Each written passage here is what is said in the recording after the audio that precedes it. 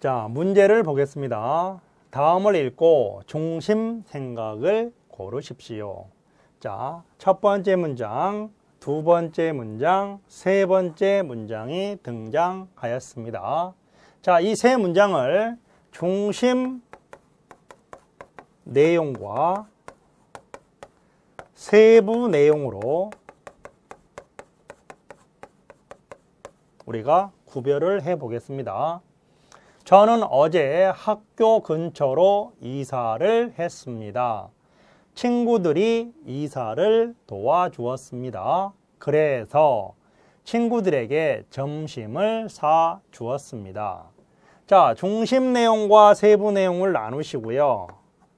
요약할 수 있는 하나의 문장이 1번부터 4번에 등장할 것입니다. 자, 1번, 저는 친구들과 점심을 먹었습니다. 2번, 저는 친구들과 이사를 했습니다. 3번, 저는 친구들이 고마웠습니다. 4번, 저는 학교 근처로 이사했습니다. 자, 그러면 우리가 문제를 중심 내용과 세부 내용으로 분류를 해 보겠습니다. 1번, 저는 친구들과 점심을 먹었습니다. 자, 친구들과 점심을 먹었습니다. 친구들에게 점심을 사 주었습니다. 점심을 먹었습니다. 세부 내용이 되겠습니다. 세 번째 문장입니다. 저는 친구들과 이사를 했습니다. 두 번째 문장이고요. 세부 내용이 될 겁니다. 전체를 요약하는 문장은 아닙니다. 따라서 1번과 2번은 두 번째 문장, 세 번째 문장이라는 각각의 세부 내용을 설명했기 때문에 중심 생각은 아닙니다. 4번을 보겠습니다. 저는 학교 근처로 이사를 했습니다. 첫 번째 문장입니다. 따라서 세부 내용만 언급했기 때문에 중심 생각은 아닙니다. 따라서 3번을 정답으로 해야 하는데요. 저는 친구들이 고마웠습니다. 자, 이런 전체 문장들, 중심 세부 내용들을 전체적으로 요약할 수 있는 부분은 바로 글쓴이의 중심 생각으로 친구들이 고마웠다라는 문장으로 나타나고 있습니다. 따라서 정답을 3번으로 하면 되겠습니다. 자, 연습 문제 1번입니다. 다음을 읽고 중심 생각을 고르십시오. 저는 한옥에 관심이 많습니다. 오래된 전통 한옥의 멋과 분위기를 좋아합니다. 그래서 주말에는 한옥 마을에 갑니다. 자, 세 문장이 있습니다. 선택지를 보겠습니다. 저는 한옥의 멋을 좋아합니다. 저는 전통 한옥을 좋아합니다. 저는 주말에 한옥 마을에 갑니다. 저는 한옥의 분위기를 좋아합니다. 자, 중심 내용과 세부 내용으로 분류해 보겠습니다. 자, 첫 번째 문장입니다. 저는 한옥의 멋을 좋아합니다. 자, 오래된 전통 한옥의 멋과 분위기를 좋아합니다라는 두 번째 문장에 대한 세부 내용입니다. 2번, 저는 전통 한옥을 좋아합니다. 자, 조금 이따 보고요. 3번, 저는 주말에 한옥마을에 갑니다. 세 번째 문장에 대한 세부 내용을 그대로 옮겼습니다. 4번, 저는 한옥의 분위기를 좋아합니다. 두 번째 문장에 대한 세부 내용입니다. 한옥에 관심이 많고요. 좋아합니다. 그래서 한옥마을에 갑니다. 전체를 요약할 수 있는 중심 생각은 저는 전통 한옥을 좋아합니다라는 중심 생각이 되겠습니다. 자, 문제 2번입니다. 자, 다음을 읽고 중심 생각을 고르십시오. 자, 역시 세 개의 문장이 등장합니다. 저는 사진 찍기가 취미입니다. 산과 바다에 가서 아름다운 풍경을 찍습니다. 이번 주말에는 친구들과 남산에 갑니다. 첫 번째 문장, 두 번째 문장, 세 번째 문장입니다. 역시 1번부터 4번까지 선택지를 보겠습니다. 저는 사진을 배웁니다. 저는 산과 바다의 풍경을 찍습니다. 저는 친구들과 남산에 갑니다. 저는 사진 찍기를 좋아합니다. 역시 중심 내용과 세부 내용으로 분류해 보겠습니다. 자, 1번 선택지를 보겠습니다. 저는 사진을 배웁니다. 자, 사진을 배웁니다 라는 표현은 새로운 정보입니다. 첫 번째 문장 없습니다. 두 번째 문장 없습니다. 세 번째 문장에도 없습니다. 따라서 새로운 정보입니다. 자, 2번 저는 산과 바다의 풍경을 찍습니다. 산과 바다의 풍경을 찍습니다. 두 번째 문장입니다. 세부 내용입니다. 3번 저는 친구들과 남산에 갑니다. 세 번째 문장의 세부 내용입니다. 4번 저는 사진 찍기를 좋아합니다. 사진 찍기가 취미입니다. 풍경도 찍습니다. 남산에도 갑니다. 전체를 요약할 수 있는 글쓴이의 중심 생각입니다. 따라서 정답은 저는 사진 찍기를 좋아합니다 라는 4번을 선택하시면 되겠습니다. 자, 유형 6번입니다. 유형 6번. 지문을 읽고 두 문제에 답하기 1번입니다. 8문제가 출제되고 있습니다. 자, 공식 7번, 공식 8번, 공식 9번, 공식 10번입니다. 자, 시험지를 보시면 다음을 읽고 물음에 답하십시오 라고 되어 있습니다. 공식 7번부터 공식 10번을 공부하시면 문제 49번부터 문제 56번을 해결할 수 있습니다. 유형 6의 풀이 비법을 보도록 하겠습니다. 첫 번째, 지문을 읽기 전에 문제와 선택지를 읽으세요. 자, 먼저 문제를 읽으셔야 합니다. 문제를 읽으시면 문제 유형을 확인할 수 있습니다. 자, 문제 유형은 187쪽을 확인하시면 됩니다. 각 지문은 2개의 문제로 이루어져 있습니다. 각 지문은 2개의 문제가 있습니다. 빈칸에 들어갈 어구를 고르는 문제와 세부 내용을 파악하는 문제 또는 빈칸에 들어갈 어구 고르기 문제와 화제 파악하기 문제입니다. 따라서 각 지문은 2개의 문제가 있습니다. 2번, 전체 지문을 읽고, 자, 전체 지문을 읽고 핵심어에 밑줄을 하시기 바랍니다. 자, 핵심어에 밑줄을 하실 때는 이 유형의 일부 문제에서 선택지에서 밑줄한 정보를 그대로 옮기는 것이 아니라 지문에서는 다른 말로 표현되어 있을 수 있습니다. 따라서 선택지에 밑줄한 정보와 지문에 등장하는 단어가 동의어 관계일 수도 있고 다른 말로 바꾸어 표현한 것일 수도 있습니다. 따라서 여러분께서는 이런 부분을 주의하셔야 합니다. 지문을 읽을 때에는 같은 의미로 쓰인 다른 단어나 표현에 주의하시기 바랍니다. 선택지에서 밑줄한 핵심 단어를 자세하게 표현한 정보에 특히 주의하시기 바랍니다. 접속 부사나 한국어 문법을 이용하여 구체적인 정보를 확인하시기 바랍니다. 자, 여러분들이 가장 어렵게 생각하는 이 세 번째 부분을 공부를 많이 해 주시기 바랍니다. 접속 부사와 한국어 문법을 이용하여 구체적인 정보를 확인해 주시기 바랍니다. 자, 마지막으로 선택지에서 정답을 선택하시면 됩니다. 자, 공식 7번입니다. 공식 7번. 빈칸에 들어갈 어구 고르기 1번. 세부 내용 파악하기입니다.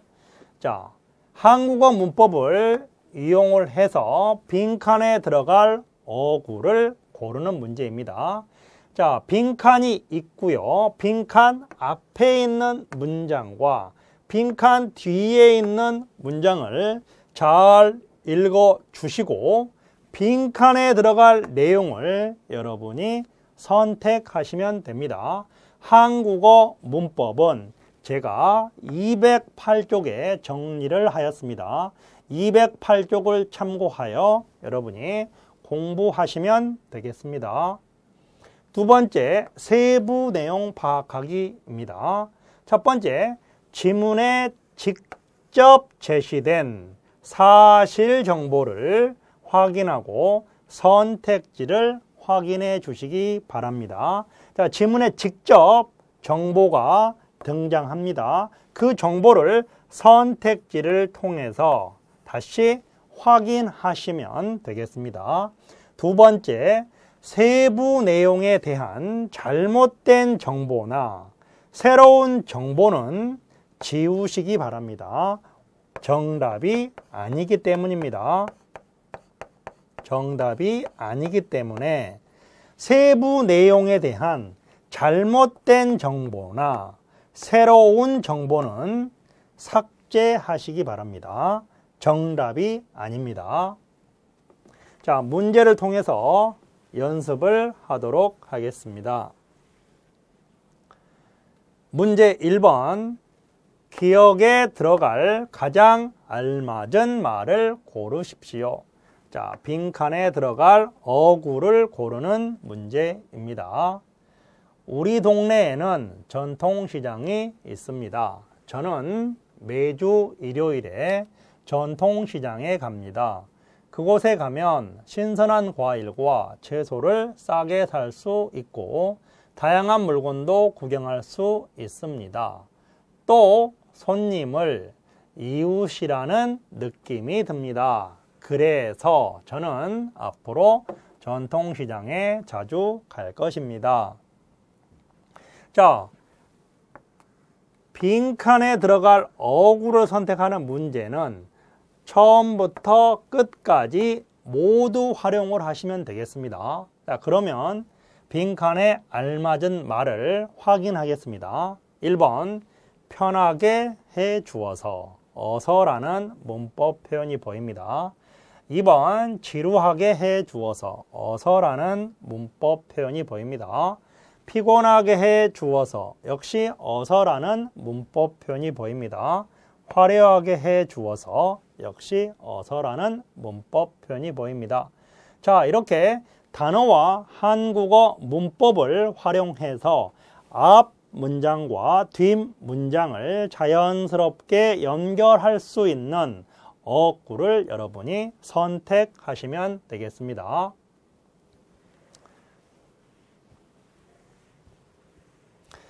여러분이 한국어 문법 아서, 어서, 여서는 원인 또는 이유를 말하는 내용을 표현하고 있습니다. 손님을 편하게 해 주어서 이웃이라는 느낌이 듭니다. 자, 편하게 해 주어서 이웃이라는 느낌이 듭니다. 자연스럽게 연결이 되고요.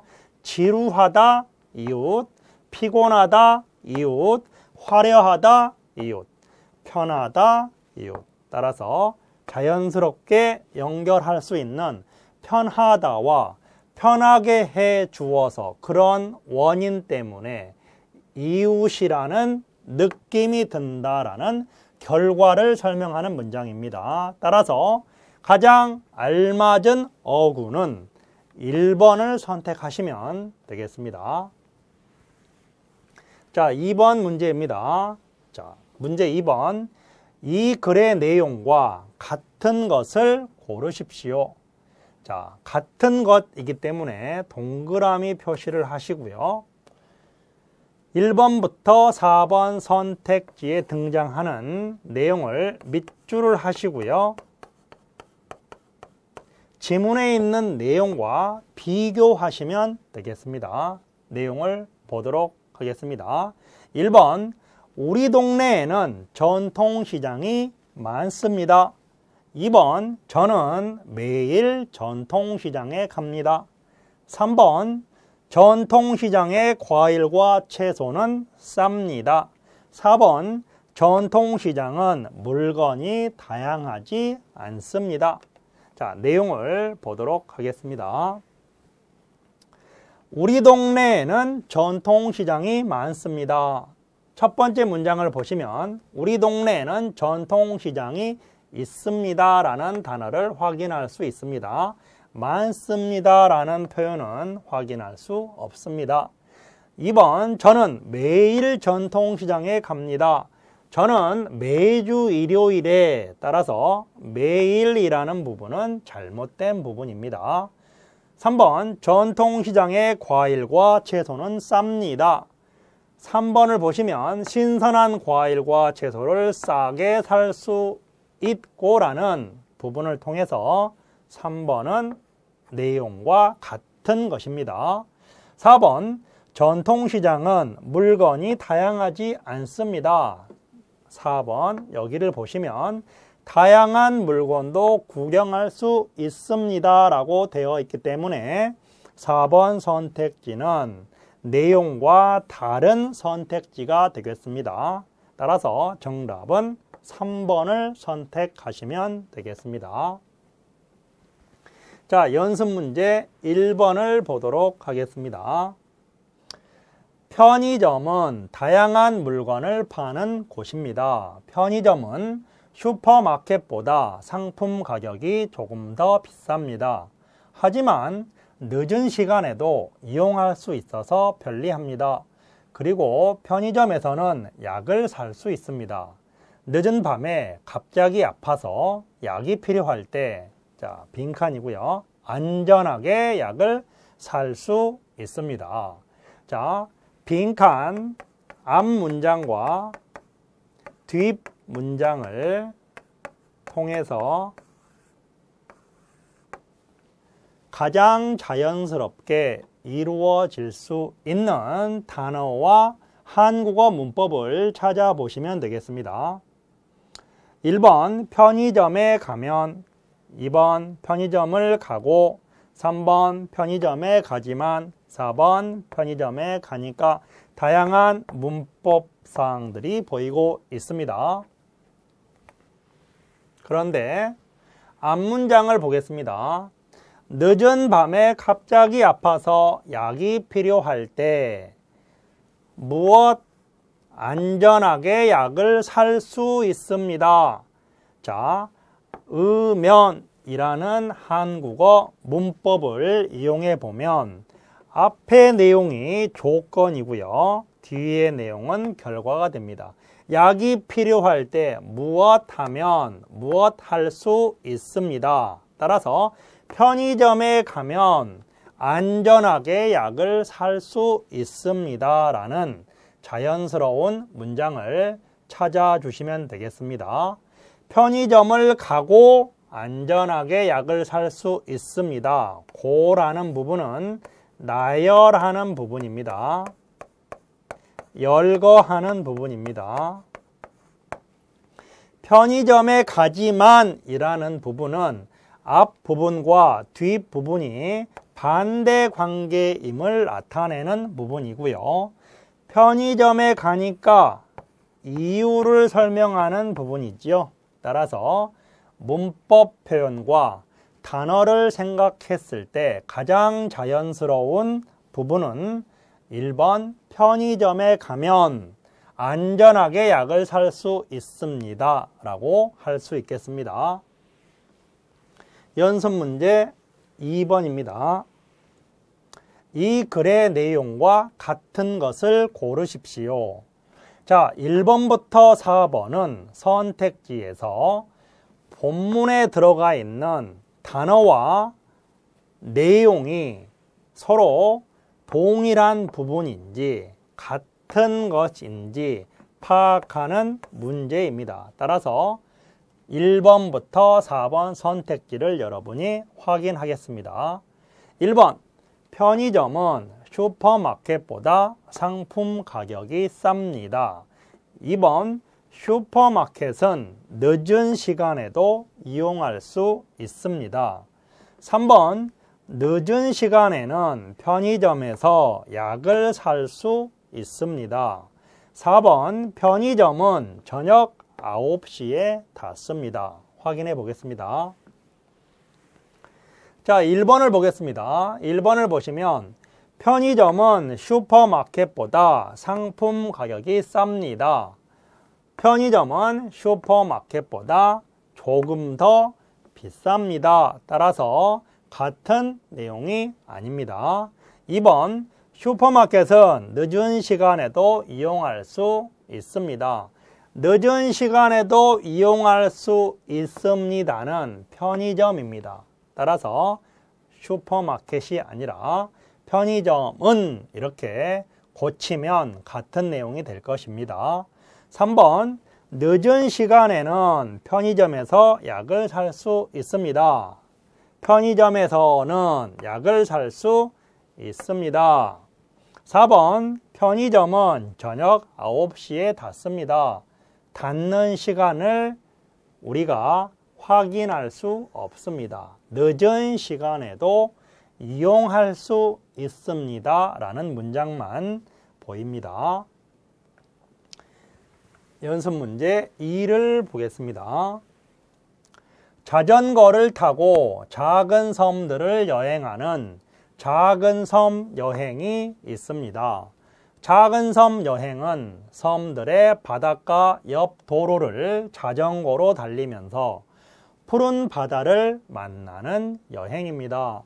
모두 3개의 각각의 섬에서는 다양한 대회도 함께 열립니다. 첫 번째 섬에서는 낚시 대회가 열리고 두 번째 섬에서는 요리 대회가 열립니다. 그리고 마지막 섬에서는 노래 대회가 열립니다. 자, 첫 번째 문제는 빈칸에 들어갈 알맞은 말을 고르는 문제입니다. 자, 역시 한국어 문법과 앞 문장과 뒷 문장을 자연스럽게 연결하는 어구를 선택하는 문제입니다. 1번, 섬을 여행하면, 2번, 섬을 여행하고, 3번, 섬을 여행하는데, 4번, 섬을 여행해서 내용을 확인해 보겠습니다. 빈칸 앞문장과 뒷문장을 보겠습니다. 작은 섬 여행은 섬들의 바닷가 옆 도로를 자전거로 달리면서 푸른 바다를 만나는 여행입니다. 자, 여행에 대한 설명을 했고요. 모두 3개의 섬을 여행하면 조건입니다. 모두 3개의 섬을 여행하고 나열입니다. 열거입니다.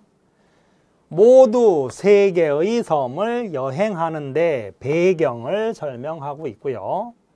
모두 3개의 섬을 여행해서 이유를 설명하고 있습니다. 각각의 섬에서는 다양한 대회도 함께 열립니다. 여행을 하는데 여행과 관계되는 배경을 설명을 하고요. 자세한 내용을 각각의 섬에서는 다양한 대회도 함께 열립니다.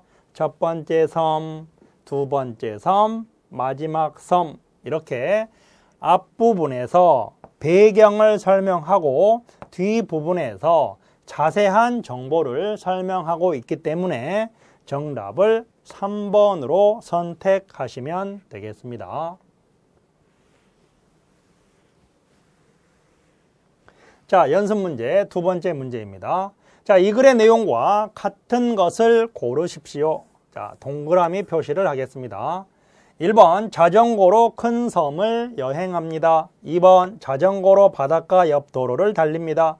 3번 낚시대회는 요리대회보다 늦게 열립니다.